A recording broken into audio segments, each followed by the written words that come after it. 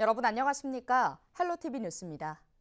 연휴 사이 민주당 공관위의 10번째 후보자 심사 결과가 발표됐습니다. 지각 선거구 획정으로 비교적 늦게 공천 윤곽이 나온 부천 3개 선거구도 포함됐는데요. 모든 선거구가 경선 구도로 확정됐습니다. 공천 반발로 민주당을 탈당한 서른 의원은 일단 무소속 출마를 선언했습니다. 이정아 기자의 보도입니다. 지난달 28일 민주당을 떠난 서른 의원, 닷새 만에 다시 마이크 앞에 섰습니다. 자신의 지역구인 경기 부천시 을에 무소속으로 출마를 선언했습니다. 여전히 민주당 고유색인 파란 점퍼를 선택했는데 자신이 진짜 민주당이라는 뜻을 강조한 것으로 풀이됩니다. 이어 민주당을 탈당한 인사들과 연대를 이뤄 이번 총선에 출마할 뜻을 밝혔습니다.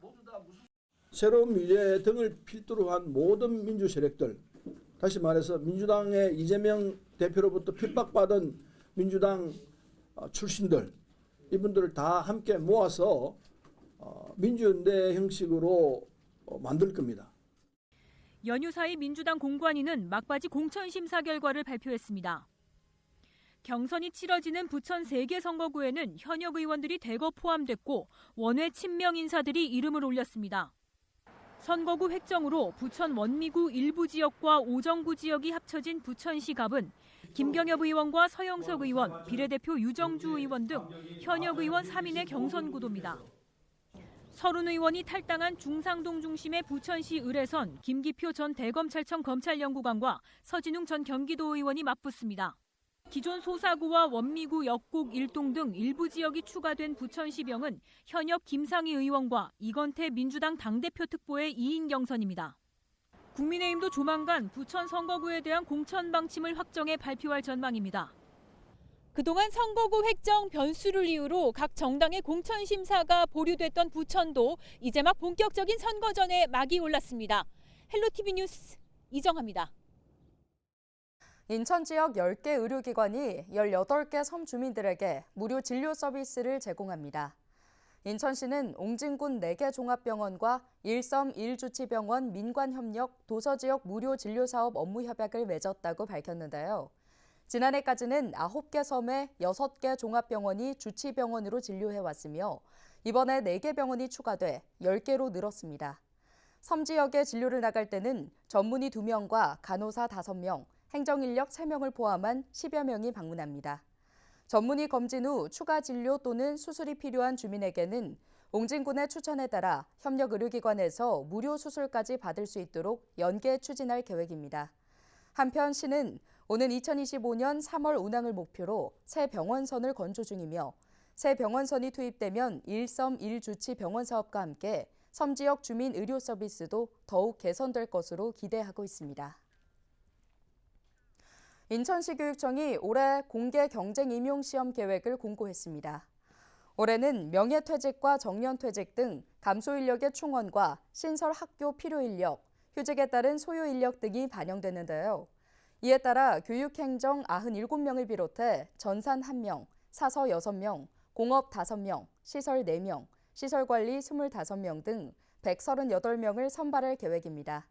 시험은 상반기와 하반기로 나눠 시행합니다. 자세한 내용은 인천시 교육청 누리집에서 확인할 수 있습니다. 부평구가 이달 준공 예정인 도시재생사업지 2곳에 대한 명칭 공모에 나섭니다. 대상은 굴포천 복권 구간과 구청을 연결하는 부평동 54-4번지 일대 공공문화공간과 수경시설로 구청 일대 공공문화공간 조성 사업을 통해 조성되는 시설물입니다. 인천에 거주하는 시민 누구나 참여 가능하며 오는 11일까지 참여하면 됩니다. 최우수작은 해당 시설물 명칭으로 사용될 예정이며 수상자에게는 최우수작 30만 원, 우수작에게는 20만 원의 상금이 수여됩니다. 자세한 내용은 부평구 누리집에서 확인할 수 있습니다. 계양구가 경인 아라뱃길 관광 및 먹거리 활성화를 위해 오는 15일까지 청년 창업 푸드트럭 운영자를 모집합니다. 참여 대상은 인천에 거주하는 19세 이상 39세 이하 청년입니다. 계양구는 총 10대의 푸드트럭 운영자를 선정하고 3개월간 매달 운영비 30만 원과 맞춤형 컨설팅 등을 지원할 계획입니다.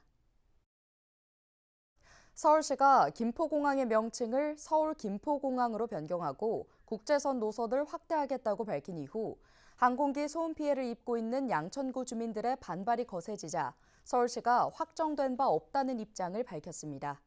서울시는 김포공항 국제업무 노선 확대를 위해서는 국토교통부 훈령인 김포공항의 국제선 전세편 운영 규정에 개정이 필요하다고 밝혔는데요.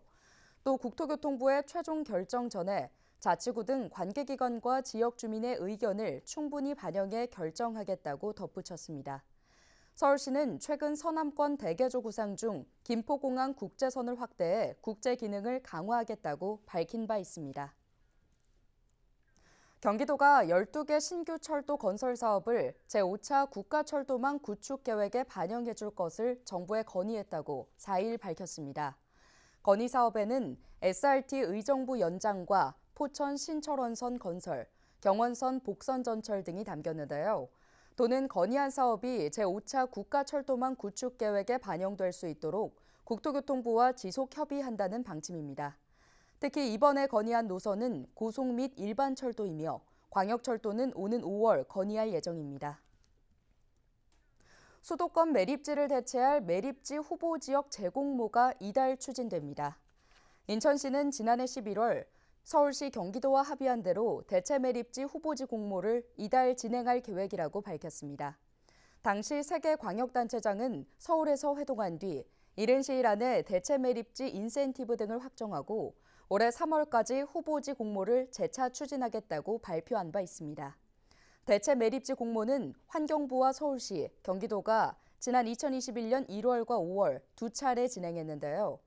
당시 대체 매립지 수용 지자체는 법정 지원뿐만 아니라 특별 지원금 2,500억 원 지급도 제시했지만 단 한 곳도 나오지 않았습니다.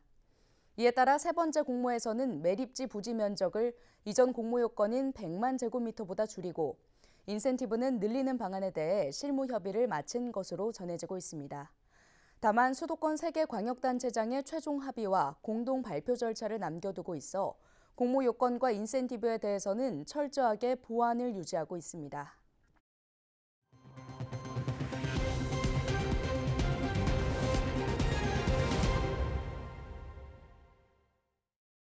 올해 초 수도권 아파트 전세 거래량이 서울은 감소하고 경기 인천은 증가한 것으로 조사됐습니다. 부동산 R114가 국토교통부 실거래가 시스템의 전세 거래량을 분석한 결과 올해 1월 서울 아파트 전세 거래 건수는 총 11,699건으로 지난해 12월보다 11.6% 감소했습니다. 반면 경기도의 1월 전세 거래량은 17,467건으로 전월 대비 2.4% 증가했고 인천 역시 6.7% 늘었습니다. 전세 비수기인 1월에 수도권 전세 거래가 증가한 것에 대해 최근 서울 전세값이 눈에 띄게 오르면서 싼 전세를 찾아 수요가 서울 외곽으로 옮겨가고 있다는 분석이 나옵니다. 올해 서울에 아파트 입주 물량 3만 8천 가구가 공급될 것으로 보입니다. 서울시는 올해 3만 8천 가구, 내년에는 4만 8천 가구가 공급될 것으로 예측된 서울 시내 아파트 입주 전망을 서울시 홈페이지에 공개할 예정이라고 밝혔습니다. 올해 전망치는 지난해 11월 서울시가 예측한 물량인 2만 5천 가구보다 약 1만 3천 가구 늘어났는데요. 서울시는 당초 내년 1월로 예정됐던 강동구 둔촌 주공아파트가 입주 시기를 오는 11월로 앞당기는 등 일부 단지의 입주 예정 시기가 조정되면서 지난해 내놓았던 예측 물량과 다소 차이가 생겼다고 전했습니다. 인천시가 전세보증금 반환보증 보증료를 최대 30만 원까지 지원합니다. 대상은 인천에 거주하고 신청일 기준 보증 효력이 유효한 전세보증금 반환보증에 가입한 임차보증금 3억 원 이하의 무주택 임차인인데요. 연소득 기준은 청년의 경우 5천만 원 이하, 청년 이외는 6천만 원 이하, 신혼부부는 7,500만 원 이하여야 합니다. 다만 법령상 외국인 또는 재외국 반환보증 가입 의무가 있는 등록 임대사업자의 임대주택에 거주하거나 임차인이 법인인 경우에는 지원 대상에서 제외됩니다. 접수는 정부24를 통해 접수할 수 있으며 온라인 접수가 어려운 신청자는 주소지 관할 군 구청에 방문해 신청할 수 있습니다. 김포 골드라인 혼잡률 완화 대책의 일환으로 신설 광역버스 2개 노선이 4일부터 운행을 시작했습니다. 이번에 신설된 노선은 양곡 고단위 마을 8단지에서 발산역을 운행하는 8600A 노선과 마송 매수리 마을에서 가양역을 운행하는 G6003A 노선입니다. 김병수 김포시장과 강희엽 대도시권 광역교통위원장은 이날 신설된 광역버스에 직접 탑승한 뒤 운양역에서 하차해 김포 골드라인 현장을 점검했습니다. 이후 김포공항역에서 열린 김포 골드라인 혼잡 완화 대책 점검회의에서 강희엽 대광위원장은 기존 버스 대비 1.6배 수송력이 확보되는 2층 전기버스도 이달 중에 광역버스 노선으로 투입할 것이라고 밝혔습니다. 앞서 지난 1월 25일 대통령 주재로 열린 민생토론회의에서는 김포 골드라인 혼잡률 완화 대책으로 광역버스 차량 증편 및 기종점 다양화, 김포 골드라인 차량 증편, 올림픽대로의 시간제 중앙버스 전용차로 단계적 도입 등이 제시됐습니다. 경기도가 조류 인플루엔자의 확산을 막기 위해 3월 한 달간 차단 방역 체계를 유지합니다. 조류 인플루엔자 특별 방역 대책 기간은 2월로 종료되는데요.